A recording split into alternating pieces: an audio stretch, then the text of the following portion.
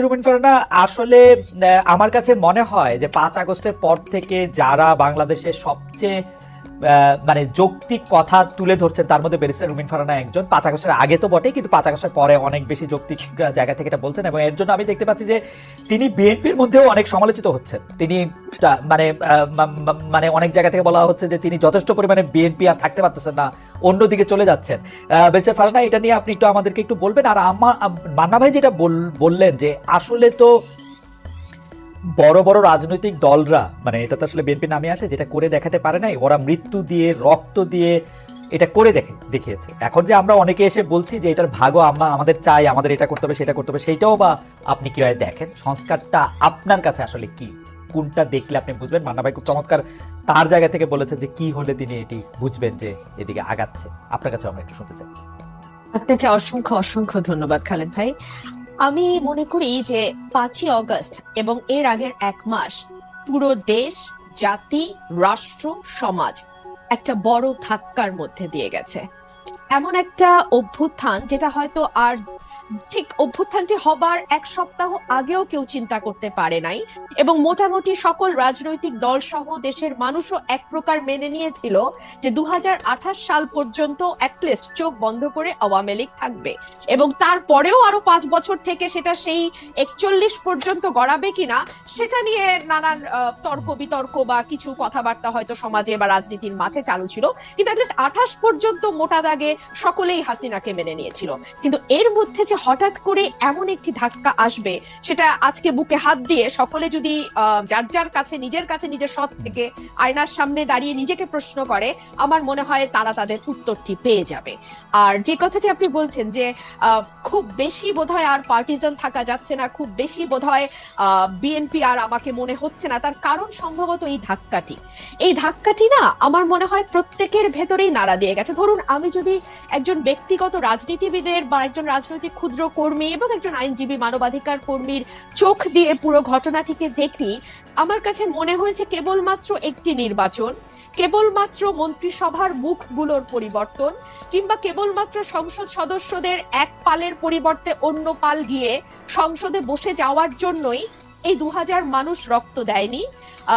আবু সাইদ একেবারে নির্ভীক চিত্তে একটা গুলি, তারপরে আরেকটা গুলি, এবং ধীরে ধীরে তার মাটিতে বসে পড়া, এই বিষয়গুলো আসলে না এক পাল মানুষের বদলে আরেকটা পাল মানুষের বসে যাবার জন্য হয়নি। এবং আমার কাছে মনে হয়েছে যে আমার চিন্তার জগতে যে বিরাট একটি ধাক্কা লেগেছে, এই ধাক্কাটি আসলে সকলেরই কম বেশি লেগেছে, কিন্তু এটার স্থায়িত্ব বা এটার ইম্প্যাক্ট এক একজনের জীবনে এক এক রকম হবে। ধরুন, আমার কাছে মনে হয়েছে যে একটি সুষ্ঠু নির্বাচন, বাংলাদেশে যদি একটি সুষ্ঠু নির্বাচনের ধারাবাহিকতা থাকতো তাহলে কি হতো? তাহলে 2014 সালে হাইলি লাইকলি বিএনপি সরকার গঠন করত এবং শেখ হাসিনা এবং আওয়ামী লীগ বিরোধী দলে বসতো। 18-তে গিয়ে হয়তো আবার তারা ক্ষমতায় যেত, 24-এ হয়তো আবার অন্য আরেকটি দল বিএনপি হয়তো ক্ষমতায় আসতো। এভাবে একটা পালা বদলের মধ্যে দিয়ে যেত, এবং পালা বদলের মধ্যে দিয়ে এখানে যে বিষয়টি হতো খালেদ, আমার কাছে মনে হয় রাষ্ট্রের যে প্রতিষ্ঠানগুলো যেগুলোকে দুমড়ে মুচড়ে ভেঙে ফেলা হয়েছে 15 বছরে, সেই প্রতিষ্ঠানগুলোকে এভাবে হয়তো ভেঙে ফেলা যেত না। আজকে যেভাবে আমরা দেখতে পাচ্ছি মসজিদের খতিব থেকে শুরু করে একেবারে পাড়ার স্কুলের হেডমাস্টার পর্যন্ত পালিয়ে যে প্রাণ বাঁচাচ্ছেন, কারণ সোশ্যাল টেক্সচারটা পুরোপুরি নষ্ট হয়ে গিয়ে একেবারে প্রান্তিক লেভেল পর্যন্ত সকলকেই এক দলের সদস্য হয়ে যেতে হচ্ছে। এই অবস্থাতে বাংলাদেশ যেত না। একটা পাওয়ারের একটা ব্যালেন্স থাকে, ভার্টিক্যাল এন্ড হরাইজন্টাল। ভার্টিক্যালটা হয় রাষ্ট্র, হরাইজন্টালটা হয় সমাজ। কিন্তু আমাদের এই সমাজের টেক্সচারটাকে, সমাজের বুননটাকে খুবই সিস্টেম্যাটিক্যালি হত্যা করা হয়েছে, এবং হত্যা করা হয়েছে খুবই একটা পারপাসফুলি, একটা মানে লক্ষ্যকে সামনে রেখে। লক্ষ্যটা হচ্ছে আমাকে যে কোনো মূল্যে ক্ষমতায় থাকতে হবে। সুতরাং এইরকম ভুল যদি পরবর্তীতে কোনো রাজনৈতিক গোষ্ঠী এই ভুলটি করবার ন্যূনতম চেষ্টা করে, এই দেশের মানুষ কিন্তু মরতে শিখেছে, এবং ওরা কিন্তু একটা ভীতির মধ্যে ছিল। হ্যাঁ, 15 বছর লিখতে ভয় পায়, বলতে ভয় পায়, নিজেকে এক্সপ্রেস করতে ভয় পায়, ইচ্ছা করে একটা পালের মধ্যে লুকিয়ে থাকে। সেই জায়গা থেকে একটু ইন্টারাপ্ট করি, আপনি যেই অবস্থাটা বর্ণনা দিলেন, আপনার মনে কি এই সংখ্যাটা রয়ে গেছে? যেহেতু আপনি শুরু করেছিলেন যে এক পাল মানুষ থেকে আরেক পাল মানুষ, আপনার মধ্যে কি এই সংখ্যা রয়ে গেছে যে বিএনপি আসলেও তাদের ইয়াটা একটা লম্বা হবে এবং প্রায় একই ধরনের জায়গা হবে, যেইটা মানে যেই আশঙ্কা মান্না ভাইয়েরও আছে, সেই আশঙ্কা কি আপনারও আছে যদি আসলে এই গুণগত পরিবর্তনটা না হয়? দেখুন, বিএনপি 17 বছর নানান রকম জুলুমের মধ্যে দিয়ে গেছে। এই জুলুমের শিক্ষা বিএনপি কতটা নিয়েছে এটা বিএনপি ক্ষমতায় আসলেই আরো পরিষ্কারভাবে বোঝা যাবে। তবে বিভিন্ন জায়গায় আমরা যেই মেসেজগুলো পাই সেই মেসেজগুলো খুব সুখকর নয়, এবং এটা যে সুখকর নয় এটা তো বিএনপির চেয়ারম্যান নিজেই স্বীকার করছেন, তাই না? তো তাহলে অথচ উনি কিন্তু বারবার ওনার নেতা কর্মীদের সতর্ক করছেন। এখানে দুটো তিনটা বিষয় হতে পারে, যে এক হচ্ছে যে ওনার বক্তব্য কি ওনার দলের তৃণমূলে যারা এ ধরনের কর্মকাণ্ডের সঙ্গে যুক্ত হচ্ছেন, মধ্যম পর্যায়ের যারা যুক্ত হচ্ছে। একটা সেকেন্ড বেশে ফারানা, আপনি যখন এই কথা বলছেন, আমাদের একজন দর্শক এই মন্তব্য পাঠিয়েছেন যে ফেসিস্ট আমলে রুমিন ফারানার প্রতিবাদী ভয়েস আমাদের সকলকে প্রেরণা যোগাতো, এখন কিছু কিছু এলাকায় বিএনপির অপকর্মের বিরুদ্ধে আমরা কি সেই একই কণ্ঠ শুনতে পাবো কিনা? ইন্টারেস্টিং, আমি ঠিক এই কথাটাই বলছিলাম, তাই না খালেদ ভাই? হ্যাঁ, তো এই ওনার এই কথাটা কি lower level, lower tier, mid tier and high tier খুব বেশি গুরুত্ব দিচ্ছে না? গুরুত্ব না দিলে কেন দিচ্ছে না? কারণ তারা কি মনে করছে যে কোনো ব্যবস্থা নেওয়া হবে না? কিন্তু আমরা তো বেশ কয়েকটি জায়গায় ব্যবস্থা নিতেও দেখলাম, তাই না? যদিও পরবর্তীতে আমরা দেখেছি যে অনেককেই আবার স্থগিত পদ আবার ফিরে এসছে, কিংবা বিরাট অভিষেকও হয়েছে দলে।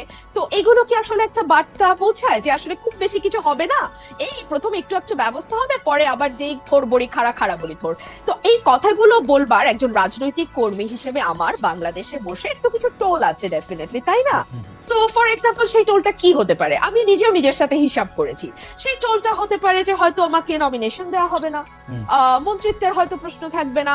কিন্তু দেখুন, একটা রাষ্ট্র গঠন করতে এই ছোট ছোট জিনিসগুলোতে ছাড় দেয়া, আমার এমপি না হওয়া, কিংবা আমার মতন আর 10 জন যদি কারো সাহস, আমি জানি না 15 বছর আমি সাহস দেখি নাই, আগামী 10 বছর আমি সাহস দেখবো কিনা Khaled, I am very sorry. আমি না বেরেসে ফারানা, আপনাকে একটু থামাই এই পর্যায়ে। আমি শুধু প্রশ্নটা করে রাখি, সেটা হচ্ছে যে আপনি একাদশ জাতীয় সংসদে অন্যতম বিরোধী কণ্ঠস্বর ছিলেন, সংসদের মধ্যে সংসদের বাইরে, কিন্তু যারাই বিগত 3 সংসদ নির্বাচন অংশ নিয়েছেন, সংসদে গিয়েছিলেন, তাদের ভালোভাবে দেখছে না বৈষম্য বিরোধী ছাত্র আন্দোলনের নেতারা বিগত 3টি নির্বাচনের সমালোচনা করলে একে সংসদে থাকা ঠিক হয়েছে কিনা সেটি প্রশ্ন করছে। আমাদের দুটি প্রশ্ন, যে আপনি আসলে অন্য কোনো রাজনৈতিক দলে, বিশেষ করে এই বৈষম্য বিরোধী ছাত্র আন্দোলনে যদি একটি রাজনৈতিক দল সংগঠন করে সেখানে আপনি যাবেন কিনা, এক। আর দুই হচ্ছে যে আপনি যে আশঙ্কাটি করছেন যে আসলে নমিনেশন মনোনয়ন না পাওয়ার ব্যাপারে, সেটির ক্ষেত্রে আমি সেটা বলছি না খালেদ, আমি একটু ক্লিয়ার করি, না হলে না খুব একটা হেজি হয়ে থাকে। মানে আমি বলছি এই ঝুঁকিগুলো বাংলাদেশের প্রেক্ষাপটে তৈরি হয়, আমি পাবো না বা পাবো কোনোটাই বলছি না, এই ঝুঁকি তৈরি হয়। এখন এই ঝুঁকি নেওয়ার দেশের স্বার্থে, দেশের কল্যাণ, এবং যে ধরেন একগুচ্ছ মানুষ, কয়েক লক্ষ মানুষের কিন্তু একটা প্রত্যাশা যে 15 বছর তো এই মানুষটিকে আমরা সত্য বলতে দেখেছি, সাহসী ভূমিকায় দেখেছি, এখন কি তিনি ওই জায়গাগুলোতে কম্প্রোমাইজড হয়ে যাবেন? একটি নমিনেশনের জন্য কিংবা একটি মন্ত্রিত্বের জন্য তিনি কম্প্রোমাইজ করবেন? আমি আসলে বেছে নিয়েছি কম্প্রোমাইজ না করাটাই। ওকে, আমরা ওই প্রশ্নটা, মানে আপনি বৈষম্য বিরোধী ছাত্র আন্দোলনের সঙ্গে যাবেন কিনা তারা রাজনৈতিক দল করলে, সেই প্রশ্নটাতে আমরা একটু পরে আসবো। আমি আবারও আপনাদের দর্শকদের, মানে আপনার এই পজিশনের অনুবাদ দর্শকদের কারো কাছে কি সেটি একটু আপনাকে শোনাই, আপনি একটু মান্নান ভাইয়ের কাছে যাই। মাহফুজ আহমেদ, তিনি ইংরেজিতে বলছেন, the lady is hypocritical, she doesn't prefer Awami League but she has soft corner for student wing of Awami League. যাই হোক, এটা আপনাকে দেখে কেন মনে হলো সেটা আমি জানি না, সেটা তার অনুবাদ। আমি